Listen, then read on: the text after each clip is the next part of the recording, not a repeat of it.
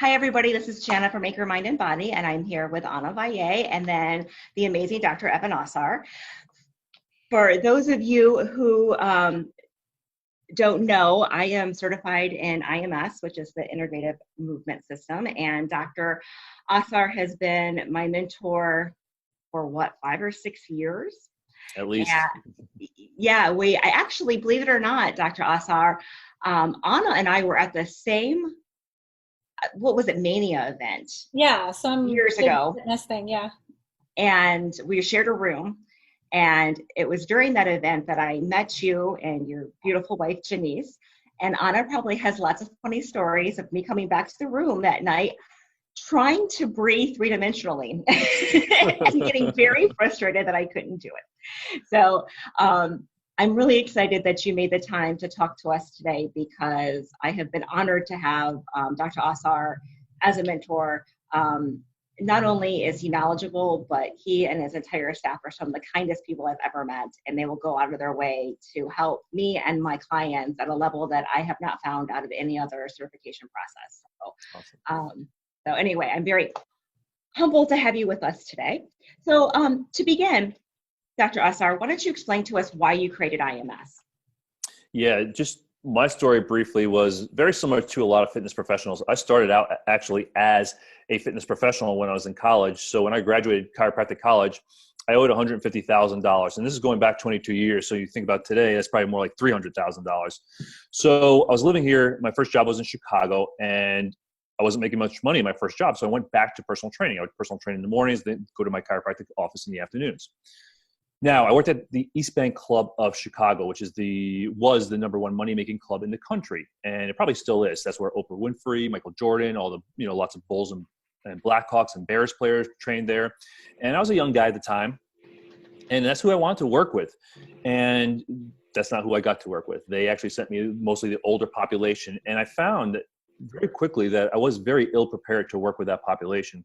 Like, I really didn't know what to do. So out of frustration, I started to go to all these continuing education seminars and to try to learn how do you train older people. And I would learn things like train older people like athletes, so I'd come back and I'd try to train them like athletes, and they obviously didn't respond very well to that. And I still didn't believe, I thought it was really me. There was something wrong with me. And it wasn't really until about 2 years after I graduated chiropractic college, I got myself into the best shape of my life. Like, I was strong, lean, like feeling good about myself. And then at one point, I was unable to lift 10 pounds. Like, I'd been able to lift 90-pound dumbbells over my head, no problem. And at one point, I couldn't even lift 10 pounds over my head. And at the time, I didn't understand rotator cuff and labral tears, but I soon became familiar with it, with that, what that experience was.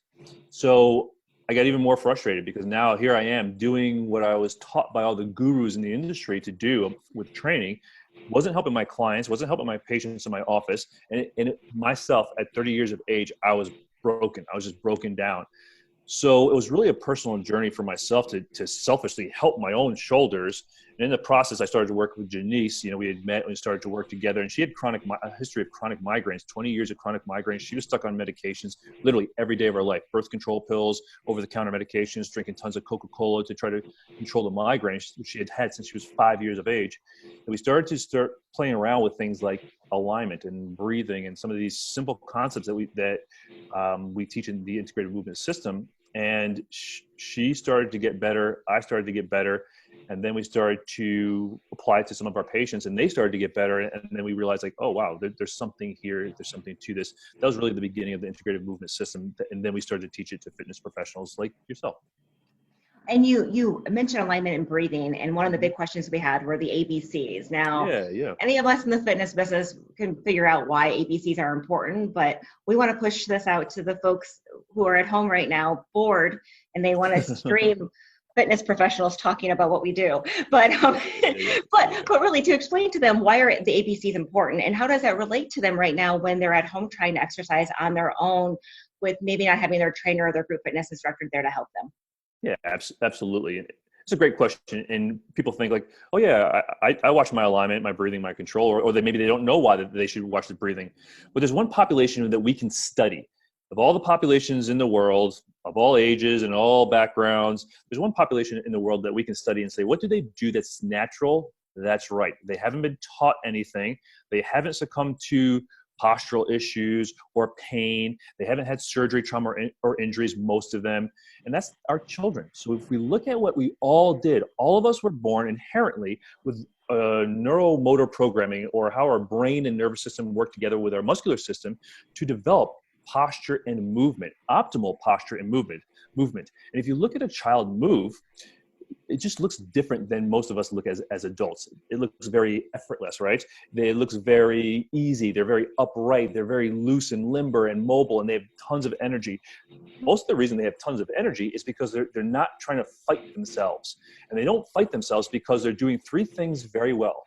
They align very well, they breathe very well, and they control their bodies very well. And if you look at the best athletes, and now if you look, I've worked with all the professional dance companies here in Chicago. If you look at the best dancers, the best athletes, what they all actually have in common is they all do three things very well. They all align well, they all breathe well, and they all control well. And when they lose one of those components, alignment, breathing, or control, their performance suffers. So a lot of the professional athletes that we work with here, which we focus on the older adult, but we do work and consult with professional athletes, we're working with the exact same components because they have also lost optimal alignment, optimal breathing, and or optimal control. So we look at child development. What do we all do to develop optimal posture and movement? And then we apply that to the exercises and the approaches that we use with our older adult population, as well as our professional athletes. Anna, do you have anything to add as the dancer and the Pilates instructor? Do you have any questions for Dr. Osar? Well, of course I light up. Because I work with all these professional dancers in Chicago.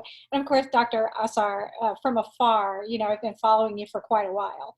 And I've read your book on Pilates anatomy and all of that, and love it and respect everything that you teach. So I just happen to agree. I work with dancers 3 days a week out here in Naples, Florida. Well, right now I don't.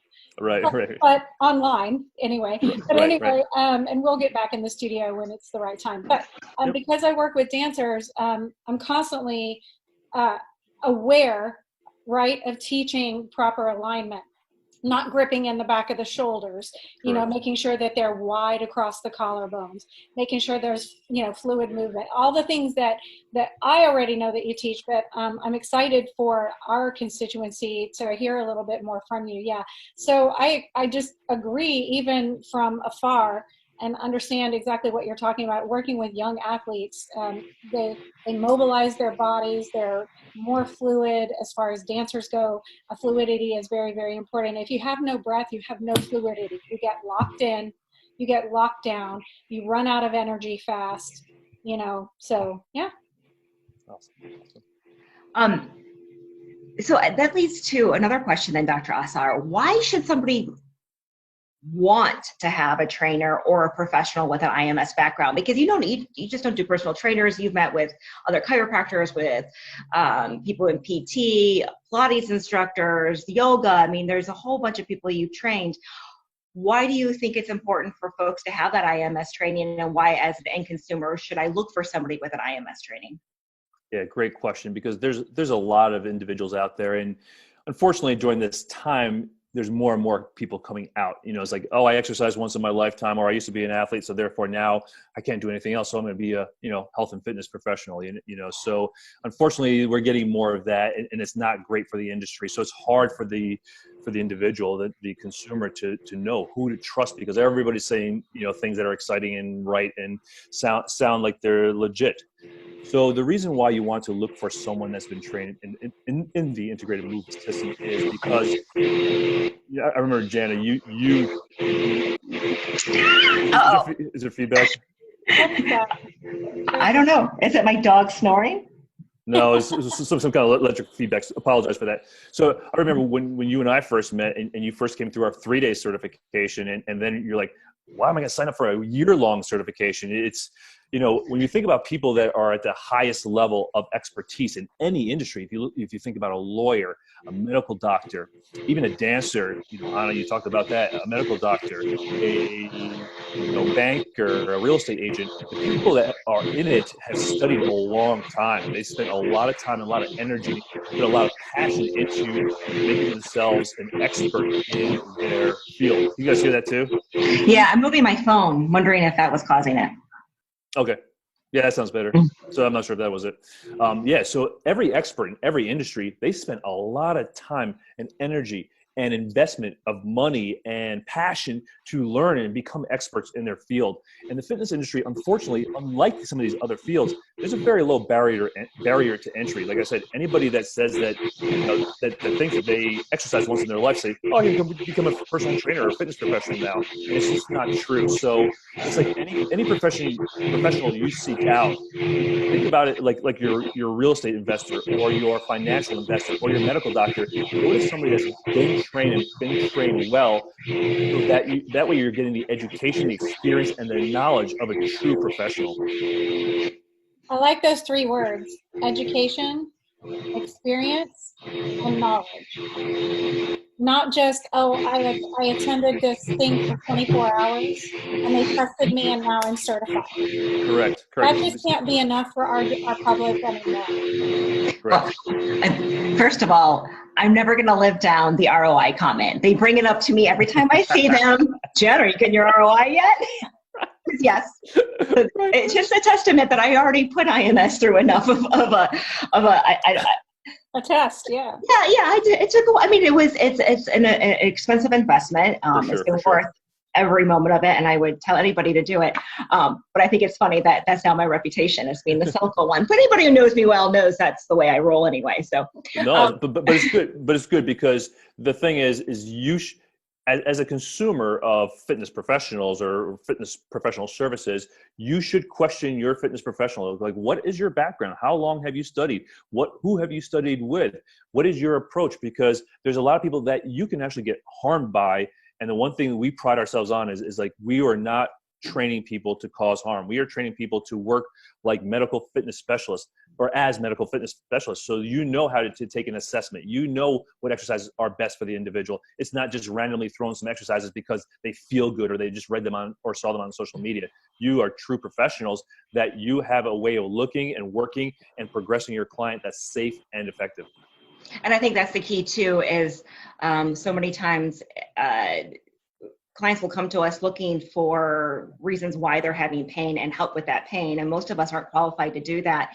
And what IMS does provide is the assessment process, which somebody who's a recovering marketing executive, the biggest thing we always start with is what's the problem we're trying to solve. Yes, and there's so many times in the fitness business, especially for one-on-one training, and I could push back on physical therapy because of how the system works, where you come in after you've had a knee replacement. You know, insurance means you can only work on the knee and they're not really addressing the true problem.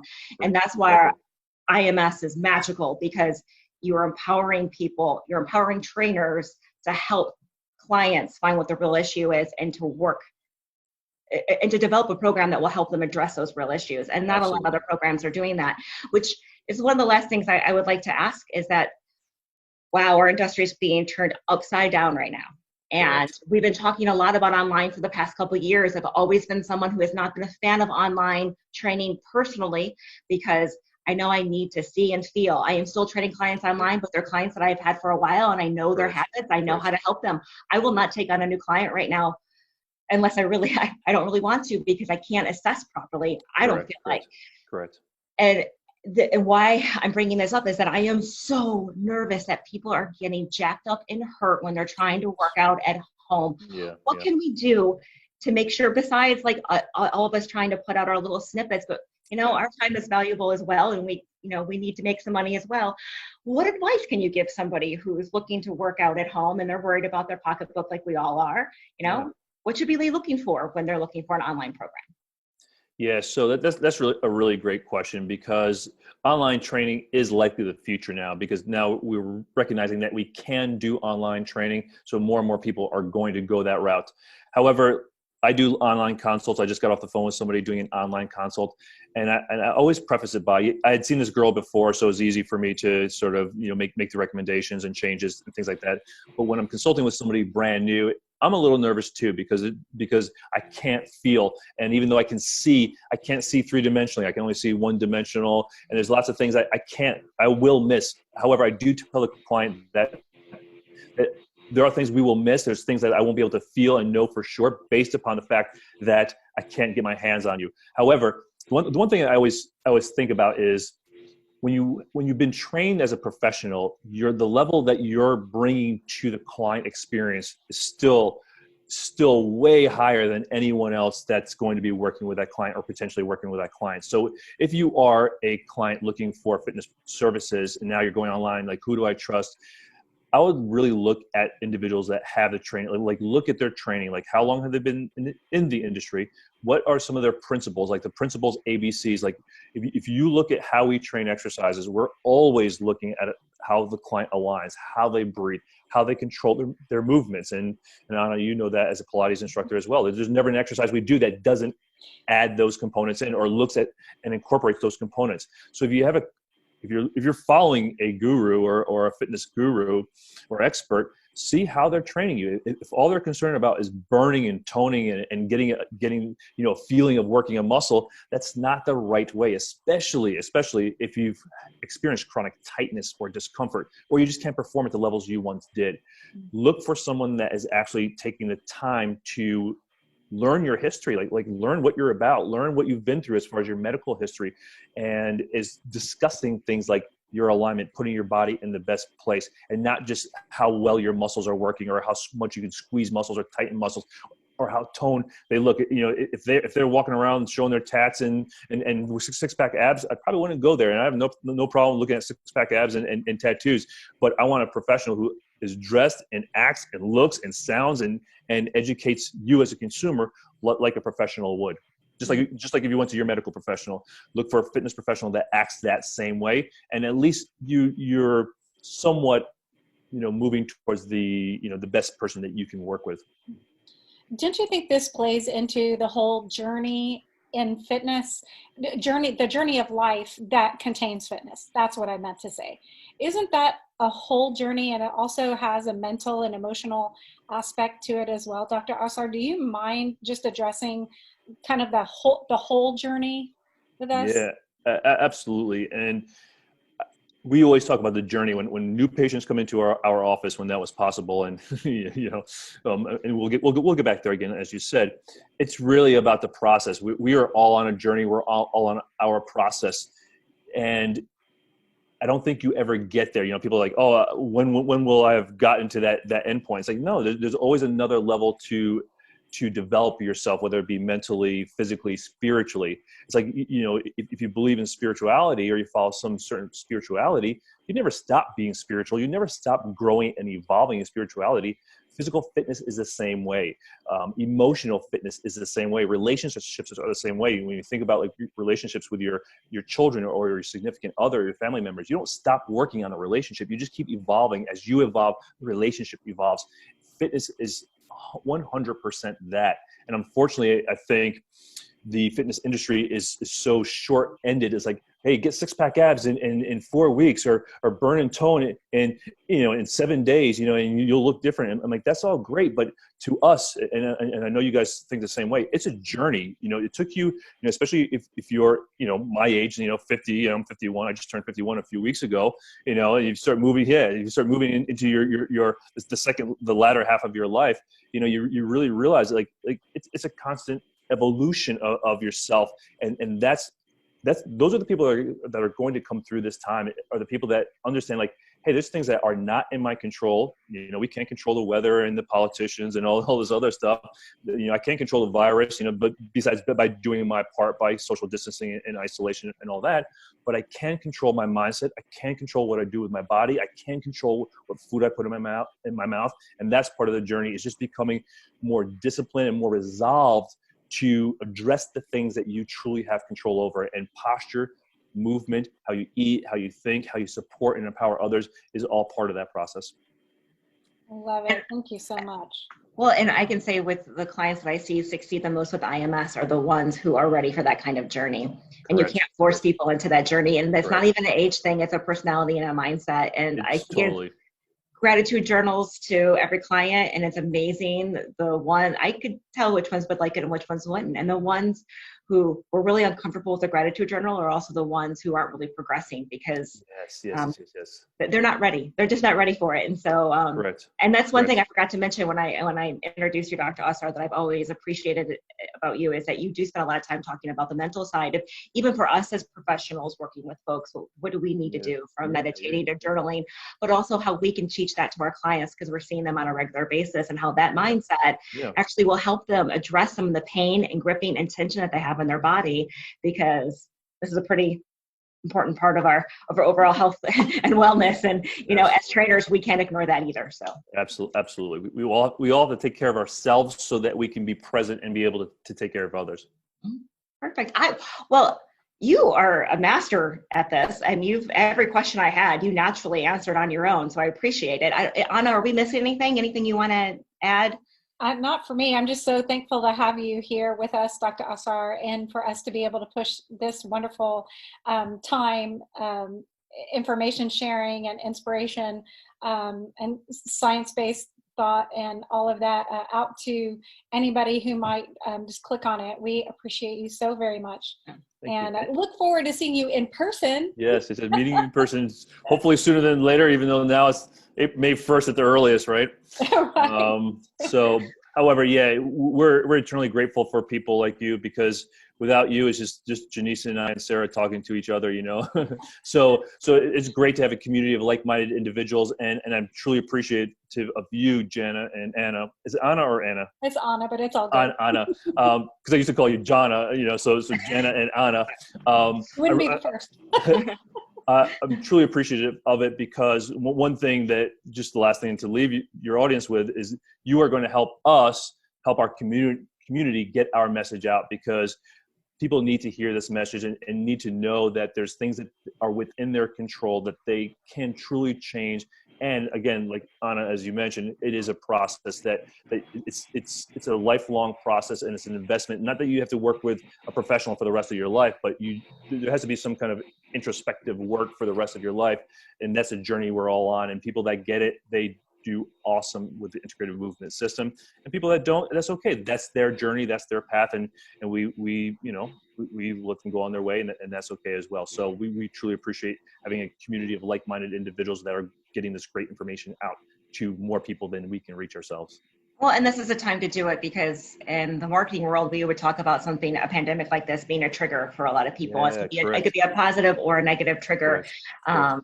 As fitness professionals, if we could help it and this time be a positive trigger for them, and to get people to understand that this is a great time to start this journey, that it's a never-ending fun journey, and you get to hang out with cool people like us when you do it. That's right. We do. We hopefully, we still have IMS Mastery, so we get to meet you all here in Chicago in the fall, and if not, then we'll meet up sooner than later, and we'll stay connected through social media and through our connections. So we're always supporting you, and you guys are supporting us. So we're here for you guys. Thank you very much. Thank you guys so much. I really appreciate it. Thank you. Have a great day, Dr. Osar. You too. Bye-bye. Until next time. Bye-bye. Until next time. Bye.